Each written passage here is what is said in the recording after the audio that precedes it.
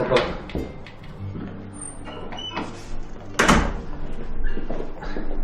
بصراحة خلينا نحكي كلمتين قبل ما تجي بيسام. عود بدك عود. لقيت لها خطة بتجنن.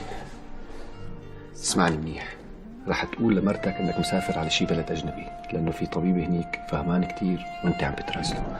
طبعا انت لا حتسافر ولا شي، رح اطلع انا وياك كم يوم برات البلد، نطفي موبايلاتنا، نروق راسنا، نرجع لهون على اساس عملت عمليتك وطيبان. شو رايك؟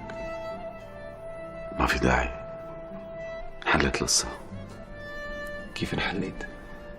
لا تقول لي انه خبرت لمرتك انك عم تكذب. لا، ما فهمت. طلع معي سرطان عن جد. شو؟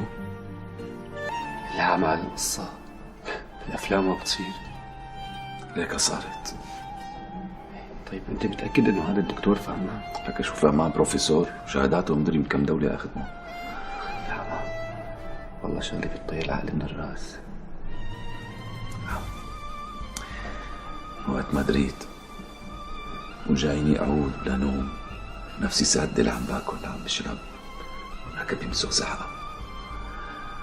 حاسس كأنه هيك في رابوسك خانقني هون بهالتي.